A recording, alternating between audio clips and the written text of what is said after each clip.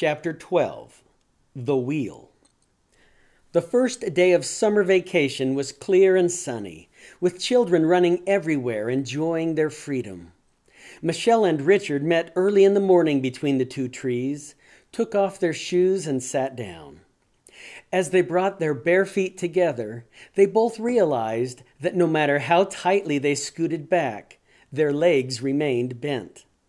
Michelle laughed, then pulled out a book with pictures of animals on the cover. It was entitled Uncle Remus. "Just because we're growing up doesn't mean we have to stop dreaming," Michelle announced. The next 3 days were spent reading about Brer animals and the briar patch in the mornings, then swimming at the lake in the afternoons.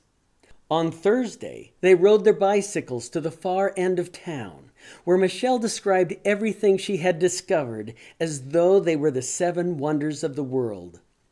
As soon as Michelle finished, they parted so Richard could get ready for his lesson. On Friday, Michelle walked toward the 2 trees carrying a new book. Richard could tell by her smile that it was very special. While pulling off her shoes, Michelle whispered, "Mr. Edwards told me that this was his wife's favorite book. He said that they read it to each other over and over and couldn't help crying, worse each time. It's called Where the Red Fern Grows."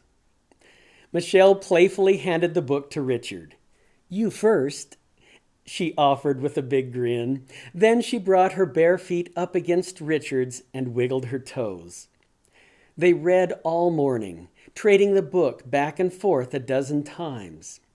After taking a break for lunch, it was Richard's turn. As soon as he started reading, Michelle began crying. Richard didn't understand why, and he kept going, but after only a few more lines, he understood and started crying right along with her. "Do you want to read?" he asked while offering her the book and holding back the tears the best he could.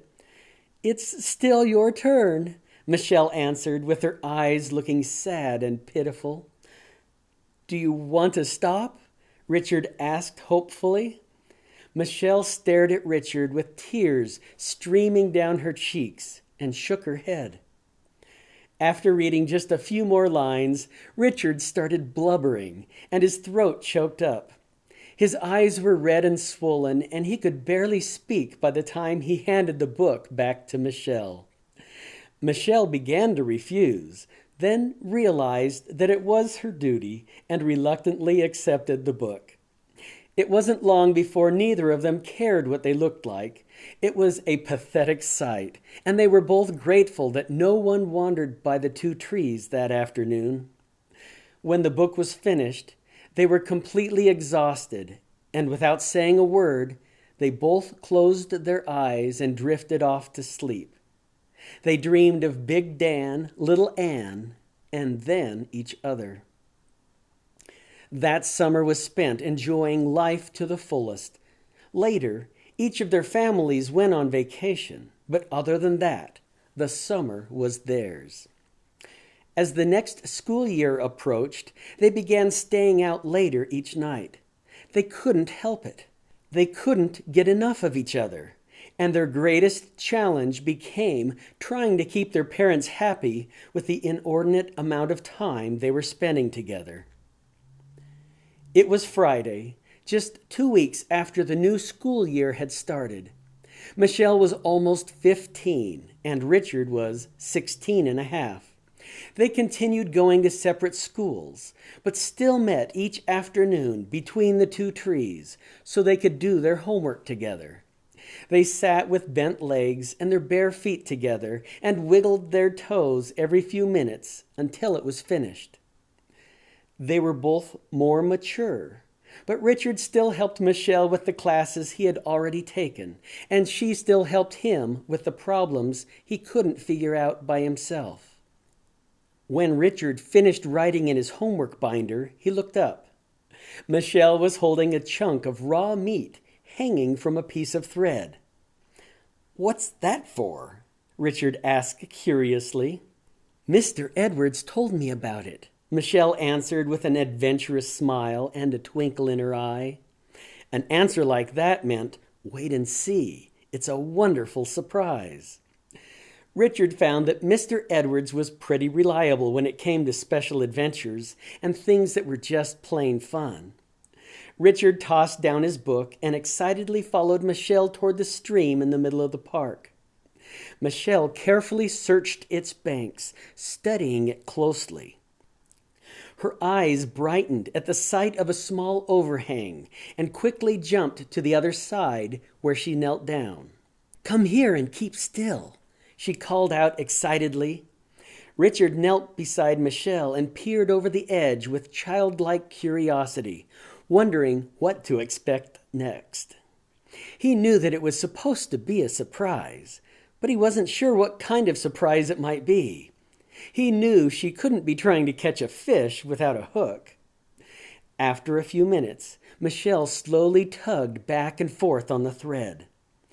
Richard could tell by the tension on the string that there was something holding on to the other end. "Got him!" she yelled with excitement while slowly pulling up a large crawdad hanging on to the piece of meat with its pincers. Richard drew back, then slowly moved closer so he could inspect it. "Isn't he beautiful?" Michelle announced like a fisherman who had just landed the trophy winner. She admired its big claws and long tail while turning it around and around. Richard never knew what to expect from Michelle, so he asked, "You aren't going to eat him, are you?" "No, of course not. I just wanted to say hi." After one last look, Michelle carefully lowered it back in the water. The crawdad finished eating the piece of meat, then swam back into the dark recess under the bank until only the tips of its claws were showing. "Did you have fun?" Michelle asked when Richard looked up. Richard replied with a big grin. Michelle's expression then became serious, and she carefully looked around the park, checking to see if anyone was watching. When she was sure that everything was clear, she started toward the large thorny bushes on the other side of the bridge that they had named the Briar Patch.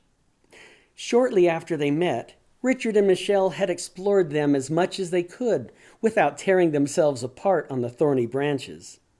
The Briar Patch was every bit as treacherous as the one described in the Uncle Remus book, and they only went there when they had something truly secret to tell each other. "What's up?" he whispered while following close behind. No reply meant that it was much too important to talk about until they had reached the center. Michelle was smaller than Richard, and he had a hard time keeping up with her through the narrow passage. "Ow! Slow down," he called out after getting caught on a large thorn. It tore a hole in his shirt and exposed a thin trickle of blood. Michelle reluctantly stopped and waited. The brush had grown thicker since the last time they had been there. Or maybe it's because we're bigger now, Richard thought while freeing himself. After making it to the small clearing in the middle without too many scratches, they both stood up. Hardly waiting to catch her breath, Michelle announced, "Look what I have."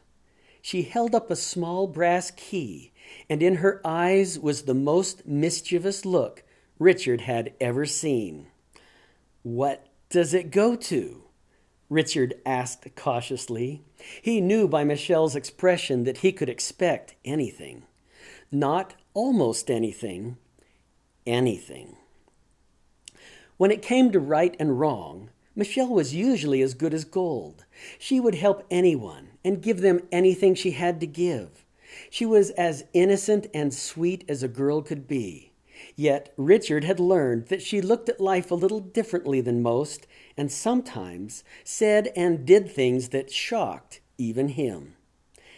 "It goes to the gate of Salty Pete's," she replied. Salty Pete's family fun park had been shut down and boarded up the day after the owner mysteriously disappeared. Most people figured that he had been killed or left the country. No one knew for sure.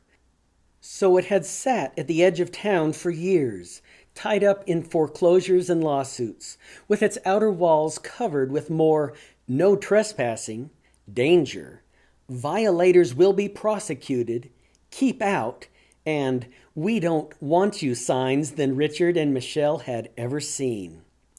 A group of older boys had broken in a few months before, and one of them had fallen while trying to climb the Ferris wheel. He broke both of his legs, and they were still fighting it out in court. The authorities had made it very clear how much trouble was in store for anyone caught trespassing there again. "They're tearing it down," Michelle pleaded. "My father got the contract yesterday. He left early this morning to hire extra workers, and they'll be back in the morning with bulldozers." One of Michelle's father's occupations was tearing down old buildings. Before demolishing them, though, he would usually let Michelle walk through them so she could remember. "Because then they will be gone forever," she would say. "Let's go there tonight. Everyone has said how wonderful it was, and I want to see it before it's gone." Michelle was beyond pleading. She was begging. "Does your father know?" Richard asked suspiciously. Michelle's voice became meek and pitiful. "No." Richard knew how Michelle felt. She wanted to experience everything. She was normally patient when there was something to see, but if it was something that she could never see again, and her chance was slipping, she would do anything. "It's illegal," he replied, trying to get her to think her way out of it. "We would just look." Her voice was desperate. "What if we got hurt, like that one boy?" he reasoned. "We'll stay on the ground and just look. I promise." She grabbed Richard's hand. "Please." Richard knew that he couldn't talk her out of it. It was the first time that they had ever snuck out. Richard's heart was pounding as he opened his bedroom door and quietly eased his way down the hall in his socks. They met on the other side of the park wearing dark clothes, just like in the movies. They forced themselves to walk naturally for the first few blocks while passing in front of the homes under the streetlights.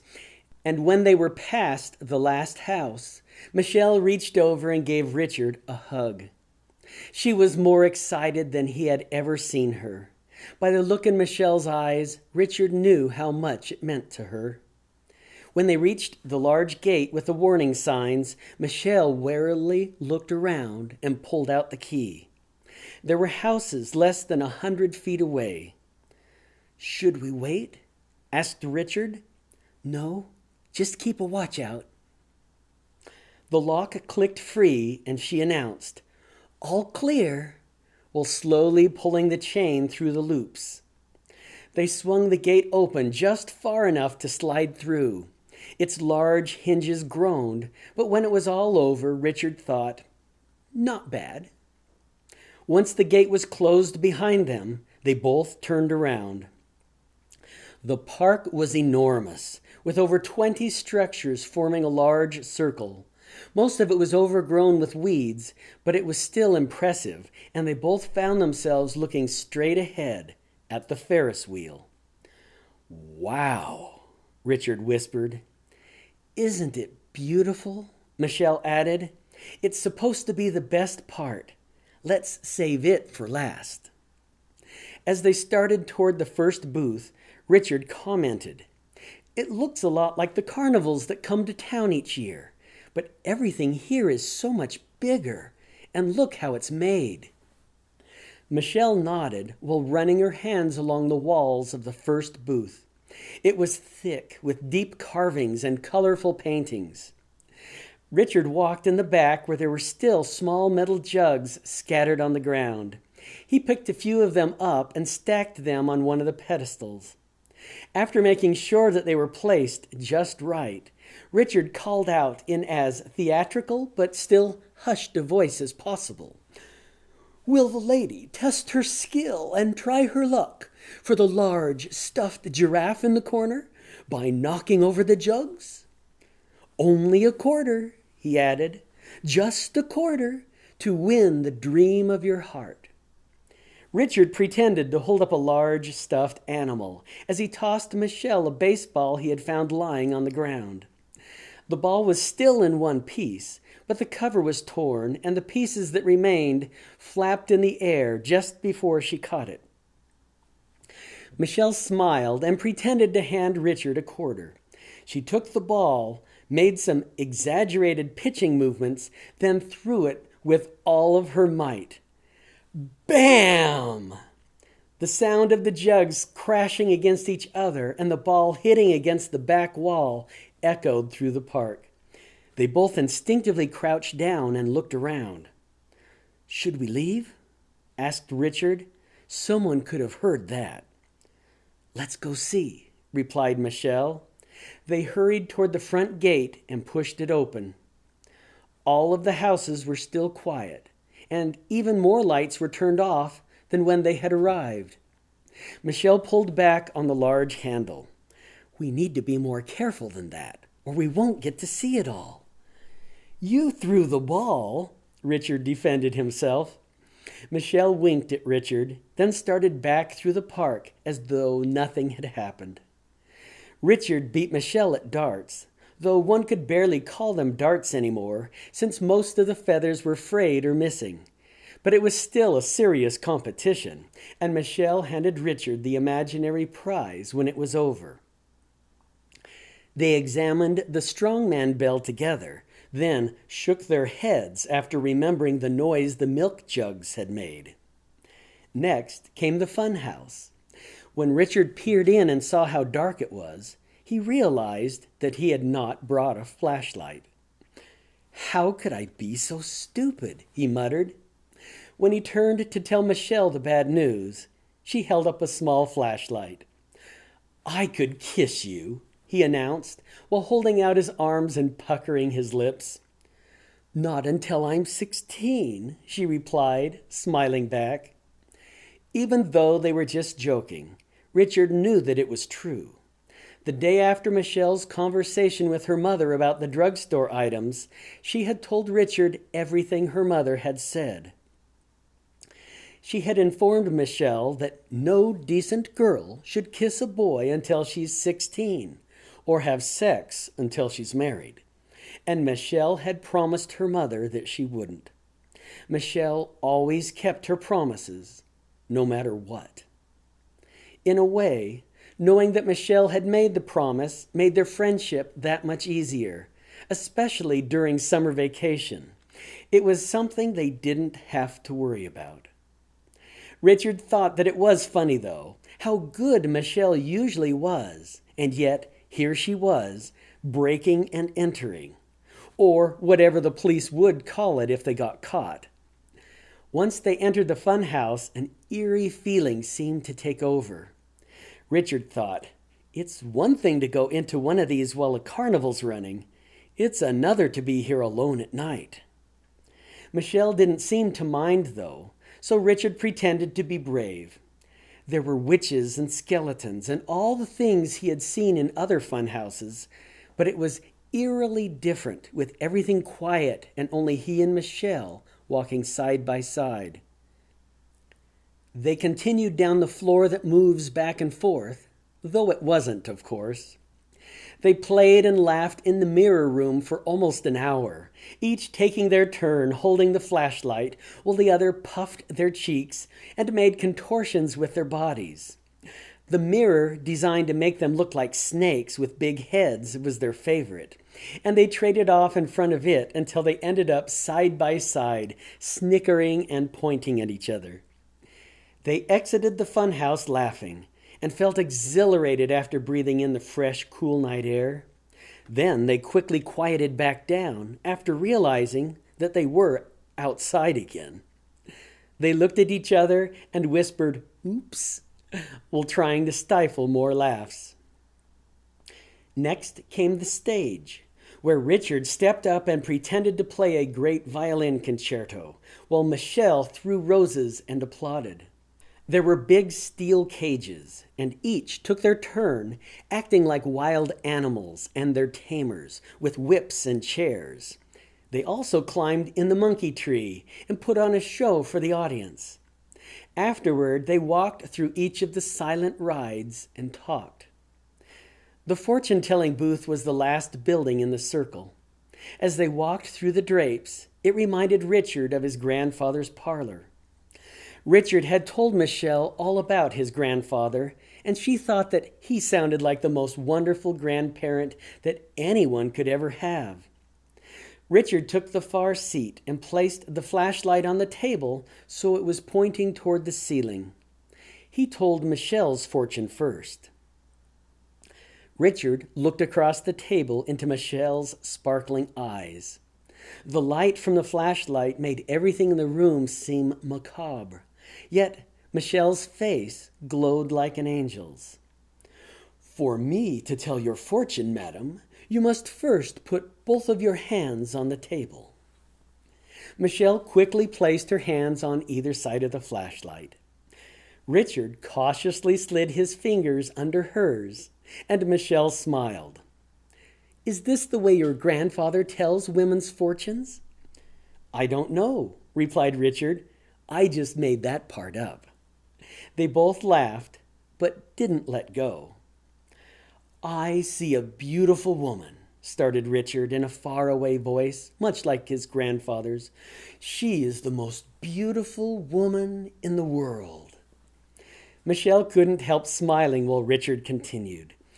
"She is elegant and charming, and so happy that everywhere she goes, she dances." Richard was repeating the words his 6-year-old cousin had told him after having her fortune read in his grandfather's parlor the year before. "She travels the world and has all that she desires," Richard added. He acted startled. "And what's this?" Richard paused, just like his grandfather would before sharing something very special. "What?" asked Michelle, playing along. "She travels with a tall, handsome stranger, and he is the one who makes it all possible. He succeeds at everything he does, then gives it all to her." Richard paused again so he could move his eyebrows up and down like his grandfather. "Who is this stranger?" asked Michelle, pretending to be eagerly eating it up. Richard hesitated, then squinted his eyes and continued in a voice as though he was having a difficult time seeing the images. "He plays some kind of musical instrument. I can see him standing." Richard pulled his hands away and announced, "That is all the mystical flashlight can tell us this evening, madam. 50 cents, please." Richard held out his hand and smiled. Michelle gave Richard a surprised look that plainly said, "That's all? You coward," but then smiled and pretended to place 2 coins in the palm of his hand. Richard pretended to put the money in his pocket while announcing, "Thank you, madam. Please come again." After trading places, Michelle placed her hands on the table with her palms up. "For me to tell your fortune, sir, you must place both of your hands in mine." Richard smiled while obeying Michelle's request. She gently wrapped her fingers around his and closed her eyes. Michelle's face glowed, and Richard began to have a very funny feeling. The feeling that this was the boy-girl thing, through and through. Richard's heart began beating fast. The only reason he didn't lean over and kiss Michelle was the promise she had made to her mother. As strong as his feelings were for Michelle, he knew that everything would change the moment he made her break a promise. Richard watched as Michelle seemed to awaken from a dream. She looked at him and announced with confidence, "You will succeed." Neither of them had a watch on. Michelle didn't own one, and Richard only wore his on formal occasions because it was so expensive. His father had a very successful year financially and had given it to Richard as a symbol of how important time was and not to waste it. Richard and Michelle normally never worried about anything when they were together, but both of them seemed to sense that it was time to go. After exiting the fortune-telling booth hand in hand, Michelle broke free and ran toward the Ferris wheel. Mr. Edwards told me that this was very special. Richard realized that Michelle would not have risked so much just to have fun, and probably didn't even know about the fortune-telling booth until they entered the park. She stared up at the Ferris wheel while walking all the way around it. He could tell that she was examining every detail so she could remember it forever. Richard took a closer look at the foundation while Michelle approached him from the other side. Everything about the Ferris wheel was gigantic, and Richard wondered if there was another larger than it anywhere. The steel columns were anchored to massive concrete slabs with bolts as large as his waist. The open carriages were the size of automobiles and decorated with every style of carving and color imaginable. Even though it was very old, the bright colors and meticulous artwork were still spectacular. It was breathtaking. "Whoa!" he exclaimed while looking up through the steel girders. "Mr. Edwards says that this Ferris wheel was here long before anything else. He met his wife right here, back when this whole area was covered with grass and trees." Michelle waved her arms in a big circle. "They kissed for the very first time, way up there at the top." By the expression on Michelle's face, Richard was afraid that she would start climbing. But then he remembered the promise she had made to him that afternoon, and he relaxed. After they were married, Mr. Edwards brought his wife here every week. He always bought an extra ticket and told the operator to use it to stop the Ferris wheel a little longer than usual while they were at the very top. He said that they were here the week before she died. Now Richard understood. Mr. Edwards was her friend. Richard reached out and held Michelle's hand. The silhouette of the Ferris wheel covered the entire night sky, and Richard seemed to fall into a trance. "I wish we could see it all lit up," Richard found himself whispering. Michelle let go and took a step back. "I overheard my father say that they ran temporary power so they could begin disassembling it tomorrow morning." Michelle made her way over to a large green box with a red handle. Richard turned in horror. "No! Michelle, don't!" he frantically screamed, just as Michelle knelt down and threw the switch.